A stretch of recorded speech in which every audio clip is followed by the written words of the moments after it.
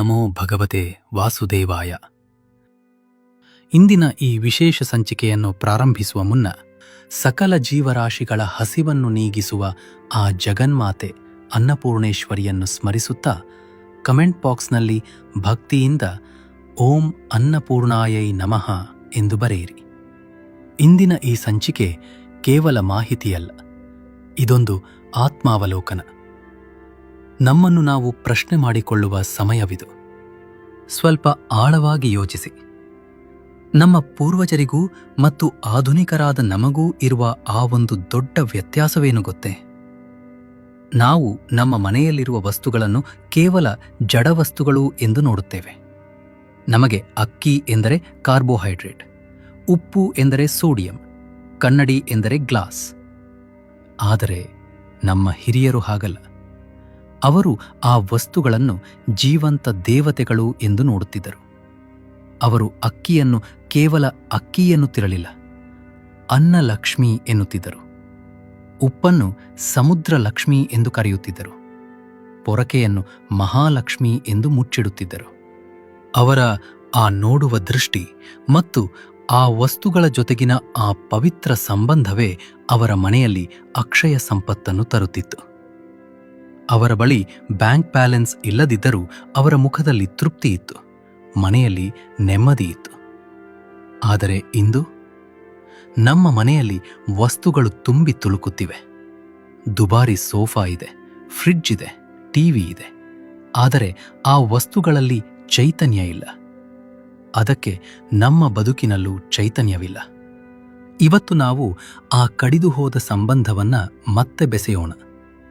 ನಿಮ್ಮ ಮನೆಯಲ್ಲೇ ಇರುವ, ನೀವು ಪ್ರತಿದಿನ ಬಳಸುವ ಈ 3 ರಹಸ್ಯ ವಸ್ತುಗಳನ್ನು ನಮ್ಮ ಹಿರಿಯರು ಹೇಗೆ ಪೂಜಿಸುತ್ತಿದ್ದರು? ಅದರಲ್ಲಿ ಅಡಗಿರುವ ಆ ಅದೃಶ್ಯ ಸಂಪತ್ತು ಯಾವುದು? ಇದನ್ನು ಅರಿತರೆ ನಿಮ್ಮ ಮನೆ ಕೇವಲ ಇಟ್ಟಿಗೆಯ ಕಟ್ಟಡವಾಗಿ ಉಳಿಯುವುದಿಲ್ಲ, ಅದೊಂದು ಪ್ರಾಣವಿರುವ ದೇವಾಲಯವಾಗುತ್ತದೆ. ವಿಧಿ 1. ಅನ್ನಬ್ರಹ್ಮ, ಅಕ್ಷಯದ ವಿಧಿ. ನಾವು ದೈವಿಕವಾಗಿ ಕಾಣಬೇಕಾದ ಮೊದಲನೆಯ ವಸ್ತು ಅಕ್ಕಿ.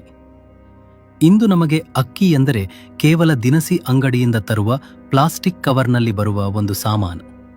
ಆದರೆ ಸನಾತನ ಧರ್ಮದಲ್ಲಿ ಅಕ್ಕಿ ಎಂದರೆ ಅಕ್ಷತೆ. ಅಕ್ಷತೆ ಎಂದರೆ ಏನು ಗೊತ್ತೇ? ಕ್ಷಯವಿಲ್ಲದು, ಅಂದರೆ ನಾಶವಿಲ್ಲದು. ಅದಕ್ಕೆ ನಾವು ಯಾರನ್ನಾದರೂ ಆಶೀರ್ವಾದ ಮಾಡುವಾಗ ತಲೆಯ ಮೇಲೆ ಅಕ್ಕಿ ಹಾಕುತ್ತೇವೆ. ನಿನ್ನ ಆಯಸ್ಸು ಮತ್ತು ಸಂಪತ್ತು ಅಕ್ಕಿಯಂತೆ ಅಕ್ಷಯವಾಗಿರಲಿ ಎಂದು. ಇಲ್ಲಿ ಮರೆತು ಹೋದ ರಹಸ್ಯ ವಿಧಿ ಯಾವುದೆಂದರೆ, ನಮ್ಮ ಅಜ್ಜಿಯಂದಿರು ಅಕ್ಕಿ ಡಬ್ಬದಿಂದ ಅಕ್ಕಿ ತೆಗೆಯುವಾಗ ಒಂದು ವಿಶೇಷವಾದ ವಿಧಿಯನ್ನು ಪಾಲಿಸುತ್ತಿದ್ದರು. ಗಮನಿಸಿದ್ದೀರಾ? ಅವರು ಅಕ್ಕಿ ಡಬ್ಬದ ಮುಚ್ಚಳ ತೆಗೆದ ತಕ್ಷಣ ನೇರವಾಗಿ ಚೆಂಬು ಹಾಕಿ ಅಕ್ಕಿ ತೆಗೆಯುತ್ತಿರಲಿಲ್ಲ. ಅವರು ಒಂದು ಕ್ಷಣ ಕಣ್ಣು ಮುಚ್ಚಿ ಅಕ್ಕಿ ಡಬ್ಬದ ಅಂಚನ್ನು ಮುಟ್ಟಿ ನಮಸ್ಕರಿಸಿ, ತಾಯಿ ಅನ್ನಪೂರ್ಣೆ, ನನ್ನ ಕುಟುಂಬಕ್ಕೆ, ನನ್ನ ಮಕ್ಕಳಿಗೆ ಎಂದಿಗೂ ಹಸಿವಾಗದಂತೆ ನೋಡಿಕೊ, ಈ ಅನ್ನ ಅಮೃತವಾಗಲಿ ಎಂದು ಮನಸ್ಸಿನಲ್ಲೇ ಪ್ರಾರ್ಥಿಸಿ ನಂತರ ಅಕ್ಕಿ ತೆಗೆಯುತ್ತಿದ್ದರು. ಈ ಕೃತಜ್ಞತಾ ಭಾವ ಇದೆಯಲ್ಲ, ಅದೇ ಅನ್ನವನ್ನು ಪ್ರಸಾದವನ್ನಾಗಿ ಬದಲಾಯಿಸುವುದು. ಇಂದೇ ಪಾಲಿಸಬೇಕಾದ ನಿಯಮಗಳು ಯಾವುವೆಂದರೆ, ಮೊದಲನೆಯದು ಸ್ಪರ್ಶವಿಧಿ. ಅಕ್ಕಿ ತೆಗೆಯುವಾಗ ಕೋಪದಿಂದ, ಆತುರದಿಂದ ಅಥವಾ ಅಳುತ್ತಾ ತೆಗೆಯಬೇಡಿ. ನಿಮ್ಮ ಕೈಯ ಶಕ್ತಿ ಅನ್ನಕ್ಕೆ ಸೇರುತ್ತದೆ. ನೀವು ಕೋಪದಲ್ಲಿ ಅಡುಗೆ ಮಾಡಿದರೆ ಆ ಅನ್ನ ತಿಂದವರಿಗೂ ಕೋಪ ಬರುತ್ತದೆ. ಶಾಂತವಾಗಿ ಪ್ರೀತಿಯಿಂದ ಸ್ಪರ್ಶಿಸಿ. ಎರಡನೆಯದು ಅಕ್ಷಯ ಸಂಕೇತ. ಅಕ್ಕಿ ಡಬ್ಬದ ಆಳದಲ್ಲಿ ಯಾರಿಗೂ ಕಾಣದಂತೆ ಒಂದು ಅರಿಶಿನದ ಕೊಂಬು ಅಥವಾ ಒಂದು ಬೆಳ್ಳಿಯ ನಾಣ್ಯವನ್ನು ಹಾಕಿಡಿ. ಇದು ಹಣಕ್ಕಾಗಿ ಅಲ್ಲ. ಬೆಳ್ಳಿ ಮತ್ತು ಅರಿಶಿನಕ್ಕೆ ಕ್ರಿಮಿನಾಶಕ ಶಕ್ತಿ ಇದೆ ಮತ್ತು ದೈವಿಕ ಆಕರ್ಷಣೆ ಇದೆ. ಇದು ನಿಮ್ಮ ಅಕ್ಕಿ ಡಬ್ಬವನ್ನು ಅಕ್ಷಯ ಪಾತ್ರೆಯನ್ನಾಗಿ ಮಾಡುತ್ತದೆ. ಮೂರನೆಯದು ಪೂರ್ಣತೆ. ಅಕ್ಕಿ ಡಬ್ಬ ಎಂದಿಗೂ ಬಿಕೋ ಎನ್ನಬಾರದು. ಪೂರ್ತಿ ಖಾಲಿಯಾದ ಮೇಲೆ ತಂದರೆ ಆಯ್ತು ಎನ್ನಬೇಡಿ. ಅದು ಅರ್ಧ ಖಾಲಿಯಾದ ತಕ್ಷಣ ತುಂಬಿಸಿ. ಪೂರ್ಣದಿಂದ ಪೂರ್ಣವನ್ನು ತೆಗೆದರೂ ಪೂರ್ಣವೇ ಉಳಿಯುತ್ತದೆ ಎಂಬ ವೇದವಾಕ್ಯದಂತೆ ನಿಮ್ಮ ಬದುಕು ಯಾವಾಗಲೂ ತುಂಬಿರಲಿ. ಖಾಲಿ ಡಬ್ಬ ದಾರಿದ್ರ್ಯದ ಸಂಕೇತ. ವಿಧಿ 2. ರಸತತ್ವ, ರುಚಿಯ ವಿಧಿ.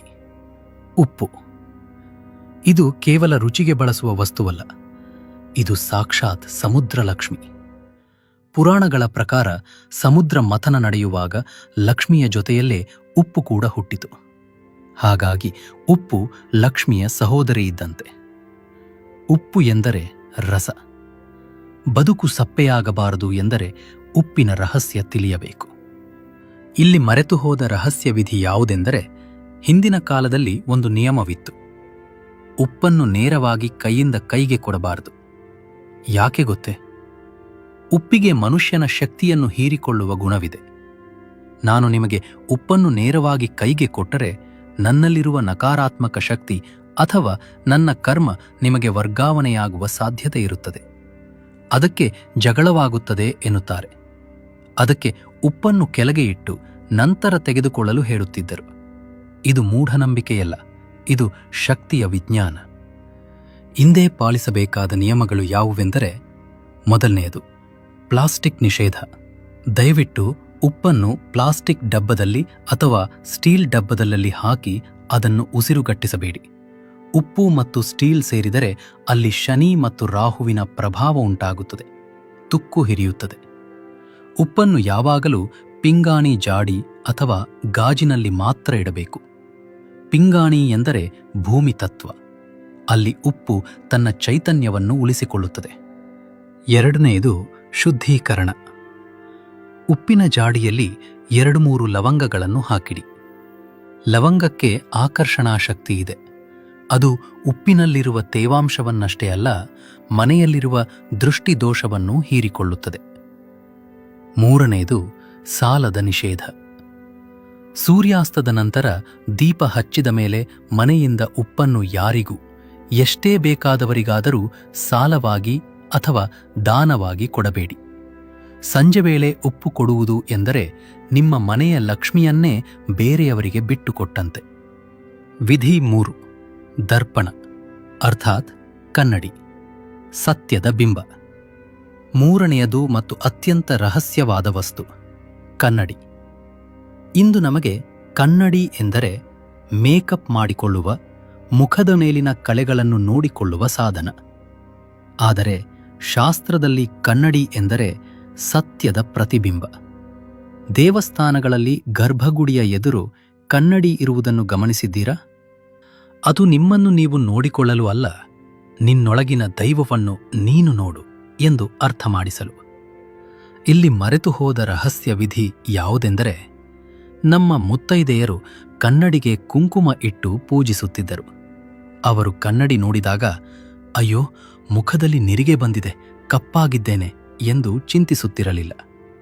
ಅವರು ತಮ್ಮ ಹಣೆಬೊಟ್ಟನ್ನು ನೋಡುತ್ತಿದ್ದರು, ತಮ್ಮ ಕಣ್ಣುಗಳಲ್ಲಿರುವ ತೇಜಸ್ಸನ್ನು ನೋಡುತ್ತಿದ್ದರು. ನಾನು ಲಕ್ಷ್ಮಿಯ ಮಗು, ನನ್ನಲ್ಲಿ ದೈವಿಕ ಕಳೆ ತುಂಬಿರಲಿ ಎಂದು ಸಂಕಲ್ಪ ಮಾಡುತ್ತಿದ್ದರು. ಇಂದೇ ಪಾಲಿಸಬೇಕಾದ ನಿಯಮಗಳು ಯಾವುವೆಂದರೆ, ಮೊದಲೆಯದು ಸ್ವಚ್ಛತೆ. ನಿಮ್ಮ ಮನೆಯ ಕನ್ನಡಿ ಮಂಜಾಗಿದ್ದರೆ, ಧೂಳು ಹಿಡಿದಿದ್ದರೆ ಆ ಮನೆಯವರ ಮನಸ್ಸು ಕೂಡ ಗೊಂದಲದಲ್ಲಿರುತ್ತದೆ. ಕನ್ನಡಿ ಸ್ಪಷ್ಟತೆ ಸಂಕೇತ. ಅದನ್ನು ದಿನ ಸ್ಫಟಿಕದಂತೆ ಒರೆಸಿ. ಯಾವಾಗ ಕನ್ನಡಿ ಹೊಳೆಯುತ್ತದೆಯೋ ನಿಮ್ಮ ಅದೃಷ್ಟವೂ ಹೊಳೆಯುತ್ತದೆ. ಎರಡನೆಯದು ಸ್ಥಾನ. ಸಾಧ್ಯವಾದರೆ ನಿಮ್ಮ ಮನೆಯ ಕ್ಯಾಶ್ ಬಾಕ್ಸ್, ಹಣ ಇಡುವ ಜಾಗದ ಎದುರು ಅಥವಾ ಊಟದ ಮೇಜಿನ ಎದುರು ಕನ್ನಡಿ ಇಡಿ. ಇದು ಹಣವನ್ನು ದ್ವಿಗುಣ ಮಾಡಲು ಅಲ್ಲ, ನನ್ನಲ್ಲಿರುವ ಸಮೃದ್ಧಿಯನ್ನು, ನನ್ನ ಊಟವನ್ನು ನಾನು ಕಣ್ಣಾರೆ ಕಂಡು ಕೃತಜ್ಞತೆ ಸಲ್ಲಿಸಲು. ದೇವರೇ, ನನಗೆ ಇಷ್ಟು ನೀಡಿದ್ದೀಯಲ್ಲ, ನಿನಗೆ ವಂದನೆಗಳು ಎಂಬ ಭಾವನೆ ಅದು. ಮೂರನೆಯದು ಬೆಳಗಿನ ದರ್ಶನ. ಬೆಳಿಗ್ಗೆ ಎದ್ದು ಮುಖ ತೊಳೆಯುವಾಗ ಕನ್ನಡಿಯಲ್ಲಿ ನಿಮ್ಮ ಕಣ್ಣುಗಳನ್ನು ನೀವೇ ನೇರವಾಗಿ ನೋಡಿ. ಒಂದು ಮುಗುಳ್ ನಗು ನೀಡಿ. ಈ ದಿನ ಅದ್ಭುತವಾಗಿದೆ ಎಂದು ಹೇಳಿ. ಜಗತ್ತು ಕನ್ನಡಿ ಇದ್ದಂತೆ. ನೀವು ನಗುವನ್ನು ಕೊಟ್ಟರೆ ಅದು ನಿಮಗೆ ನಗುವನ್ನೇ ವಾಪಸ್ ಕೊಡುತ್ತದೆ. ಸ್ನೇಹಿತರೆ, ನಮ್ಮ ಶಾಸ್ತ್ರಗಳು ಒಂದು ಅದ್ಭುತವಾದ ಮಾತನ್ನು ಹೇಳುತ್ತವೆ. ಯಾದೃಶಿ ಭಾವನಾ ಯಸ್ಯ ಸಿದ್ಧಿರ್ಭವತಿ ತಾದೃಶಿ. ಅಂದರೆ ನೀವು ಯಾವ ಭಾವನೆಯಿಂದ ಪೂಜಿಸುತ್ತೀರೋ ಅಂತಹ ಫಲವೇ ನಿಮಗೆ ಸಿಗುತ್ತದೆ. ನಾವು ಯಾವಾಗ ಈ ವಸ್ತುಗಳನ್ನು ಕೇವಲ ಜಡ ಎಂದು ಭಾವಿಸುವುದನ್ನು ನಿಲ್ಲಿಸಿ ಅವುಗಳನ್ನು ಗೌರವದಿಂದ ಕಾಣುತ್ತೇವೋ, ಪ್ರೀತಿಯಿಂದ ಮುಟ್ಟುತ್ತೇವೋ, ಆಗ ಅವುಗಳಲ್ಲಿ ಅಡಗಿರುವ ಅದೃಶ್ಯ ದೈವಿಕ ಶಕ್ತಿ ಜಾಗೃತವಾಗುತ್ತದೆ. ನಿಮ್ಮ ಮನೆಯು ಮನೆ ಆಗುವುದು ಗೋಡೆಗಳಿಂದಲ್ಲ, ಇಂತಹ ಪವಿತ್ರ ಭಾವನೆಗಳಿಂದ. ಯಾರು ಅಕ್ಕಿ ಡಬ್ಬವನ್ನು ಅನ್ನಪೂರ್ಣೆಯ ಮಡಿಲು ಎಂದು ಭಾವಿಸುತ್ತಾರೋ ಅವರ ಮನೆಯಲ್ಲಿ ಆ ತಾಯಿ ನಿನ್ನ 7 ತಲೆಮಾರಿಗೂ ಅನ್ನಕ್ಕೆ ಕೊರತೆ ಬರದಂತೆ ನಾನು ನೋಡಿಕೊಳ್ಳುತ್ತೇನೆ ಎಂದು ಮಾತು ಕೊಟ್ಟಿದ್ದಾಳೆ. ಯಾರು ಉಪ್ಪನ್ನು ಸಮುದ್ರಲಕ್ಷ್ಮಿ ಎಂದು ಗೌರವಿಸುತ್ತಾರೋ ಅವರ ಬದುಕು ಎಂದಿಗೂ ಸಪ್ಪೆಯಾಗುವುದಿಲ್ಲ. ಅವರ ಸಂಬಂಧಗಳಲ್ಲಿ ಸದಾ ಸಿಹಿ ಇರುತ್ತದೆ. ಯಾರು ಕನ್ನಡಿಯಲ್ಲಿ ತಮ್ಮ ಆತ್ಮಸ್ವರೂಪವನ್ನು ಕಾಣುತ್ತಾರೋ ಅವರ ಮನೆಯಲ್ಲಿ ಕುಬೇರನು ಕಾವಲುಗಾರನಾಗಿ ನಿಲ್ಲುತ್ತಾನೆ. ಸಾಲದ ಬಾಧೆಗಳು ಮಂಜಿನಂತೆ ಕರಗುತ್ತವೆ. ಮನೆಯಲ್ಲಿ ಯಾವಾಗಲೂ ಇದ್ದ ಅಶಾಂತಿ, ಕಿರಿಕಿರಿ ಮಾಯವಾಗುತ್ತದೆ. ಹಣ ಬಂದು ಕೈಯಿಂದ ಜಾರುತ್ತಿತ್ತಲ್ಲ, ಅದು ನಿಲ್ಲಲು ಶುರು ಮಾಡುತ್ತದೆ. ಮುಖ್ಯವಾಗಿ ನಿಮ್ಮ ಮನಸ್ಸಿಗೆ ಒಂದು ಅಗಾಧವಾದ ನೆಮ್ಮದಿ ಮತ್ತು ಧೈರ್ಯ ಬರುತ್ತದೆ. ನೆನಪಿಡಿ, ದೇವರು ದೇವಸ್ಥಾನದ ಕಲ್ಲಿನ ವಿಗ್ರಹದಲ್ಲಿ ಮಾತ್ರ ಇಲ್ಲ. ಅವನು ನಿಮ್ಮ ಅಡುಗೆ ಮನೆಯಲ್ಲಿದ್ದಾನೆ, ನಿಮ್ಮ ಅಕ್ಕಿ ಡಬ್ಬದಲ್ಲಿದ್ದಾನೆ, ನಿಮ್ಮ ನಂಬಿಕೆಯಲ್ಲಿದ್ದಾನೆ. ನೀವು ಅವರನ್ನು ಅತಿಥಿಗಳಂತೆ ಕರೆಯಬೇಡಿ, ಕುಟುಂಬದ ಸದಸ್ಯರಂತೆ ಕಾಣಿ. ಆಗ ಅವರು ಬಂದು ಹೋಗುವುದಿಲ್ಲ, ನಿಮ್ಮ ಮನೆಯಲ್ಲೇ ಶಾಶ್ವತವಾಗಿ ನೆಲೆಸುತ್ತಾರೆ. ಈ ಸಣ್ಣ ಸಣ್ಣ ಬದಲಾವಣೆಗಳು, ಈ ಮರೆತು ಹೋದ ಆಚರಣೆಗಳು ನಿಮ್ಮ ಬದುಕಿನ ದಿಕ್ಕನ್ನೇ ಬದಲಾಯಿಸಬಲ್ಲವು. ಇಷ್ಟೊತ್ತು ನಾವು ಮಾಹಿತಿಯನ್ನು ಕೇಳಿದೆವು. ಈಗ ಆ ದೈವಿಕ ಶಕ್ತಿಯನ್ನು ಅನುಭವಿಸುವ ಸಮಯ. ದಯವಿಟ್ಟು ನೀವು ಎಲ್ಲಿದ್ದರೂ ನಿಮ್ಮ ಮೊಬೈಲನ್ನು ಪಕ್ಕಕ್ಕಿಟ್ಟು ಬೆನ್ನು ನೇರ ಮಾಡಿ ಆರಾಮವಾಗಿ ಕುಳಿತುಕೊಳ್ಳಿ. ನಿಧಾನವಾಗಿ ಕಣ್ಣು ಮುಚ್ಚಿ ದೀರ್ಘವಾಗಿ ಉಸಿರು ತೆಗೆದುಕೊಳ್ಳಿ. ನಿಧಾನವಾಗಿ ಉಸಿರು ಬಿಡಿ. ಹೊರಗಿನ ಪ್ರಪಂಚದ ಎಲ್ಲಾ ಗೊಂದಲಗಳನ್ನು ಮರೆತು ಬಿಡಿ. ಈಗ ನೀವು ಮತ್ತು ನಿಮ್ಮ ಅಂತರಾತ್ಮ ಮಾತ್ರ. ನಿಮ್ಮ ಕುಟುಂಬವನ್ನು ಸಲಹುತ್ತಿರುವ ಸಾಕ್ಷಾತ್ ಅನ್ನಪೂರ್ಣೇಶ್ವರಿ ತಾಯಿಗೆ ಕೃತಜ್ಞತೆ ಸಲ್ಲಿಸುತ್ತಾ ಈ ಮಂತ್ರವನ್ನು ನನ್ನ ಜೊತೆ ಮನಸ್ಸಿನಲ್ಲೇ ಜಪಿಸಿ. ಓಂ ಅನ್ನಪೂರ್ಣೆ ಸದಾಪೂರ್ಣೆ ಶಂಕರ ಪ್ರಾಣವಲ್ಲಭೆ ಜ್ಞಾನ ವೈರಾಗ್ಯ ಸಿದ್ಧ್ಯರ್ಥಂ ಭಿಕ್ಷಾಂ ದೇಹಿ ಚ ಪಾರ್ವತಿ. ನಮ್ಮ ಬದುಕು ಸಪ್ಪೆಯಾಗದಿರಲಿ, ಸಂಬಂಧಗಳಲ್ಲಿ ಸಿಹಿ ಇರಲಿ ಎಂದು ಪ್ರಾರ್ಥಿಸುತ್ತಾ ಈ ಲಕ್ಷ್ಮೀ ಮಂತ್ರವನ್ನು ಜಪಿಸೋಣ. ಓಂ ಶ್ರೀಂ ಹ್ರೀಂ ಶ್ರೀಂ ಕಮಲೇ ಕಮಲಾಲಯೇ ಪ್ರಸೀದ ಪ್ರಸೀದ. ಓಂ ಶ್ರೀಂ ಹ್ರೀಂ ಶ್ರೀಂ ಮಹಾಲಕ್ಷ್ಮ್ಯೈ ನಮಃ. ನಾನು ಕೇವಲ ಶರೀರವಲ್ಲ, ನಾನು ಒಂದು ದೈವಿಕ ಚೈತನ್ಯ ಎಂಬ ಭಾವನೆಯೊಂದಿಗೆ ಶಾಂತಿ ಮಂತ್ರವನ್ನು ಹೇಳೋಣ. ಓಂ ಅಸತೋಮಾ ಸದ್ಗಮಯ ತಮಸೋಮಾ ಜ್ಯೋತಿರ್ಗಮಯ ಮೃತ್ಯೋರ್ಮಾ ಅಮೃತಂಗಮಯ. ಓಂ ಶಾಂತಿ ಶಾಂತಿ ಶಾಂತಿ. ಈಗ ನಿಧಾನವಾಗಿ 2 ಕೈಗಳನ್ನು ಉಜ್ಜಿ ಕಣ್ಣುಗಳ ಮೇಲೆ ಇಟ್ಟುಕೊಳ್ಳಿ. ನಿಮ್ಮ ಇಡೀ ಮನೆ ದೈವಿಕ ಶಕ್ತಿಯಿಂದ ತುಂಬಿ ಹೋಗಿದೆ ಎಂಬ ದೃಢವಾದ ನಂಬಿಕೆಯೊಂದಿಗೆ ನಿಧಾನವಾಗಿ ಕಣ್ಣು ತೆರೆಯಿರಿ. ನಮ್ಮ ಸನಾತನ ಧರ್ಮದ ಈ ಆಳವಾದ ಸತ್ಯಗಳು ಮತ್ತು ಜೀವನ ಮೌಲ್ಯಗಳು ನಿಮಗೆ ಇಷ್ಟವಾಗಿದ್ದರೆ ದಯವಿಟ್ಟು ಲೈಕ್ ಮಾಡಿ.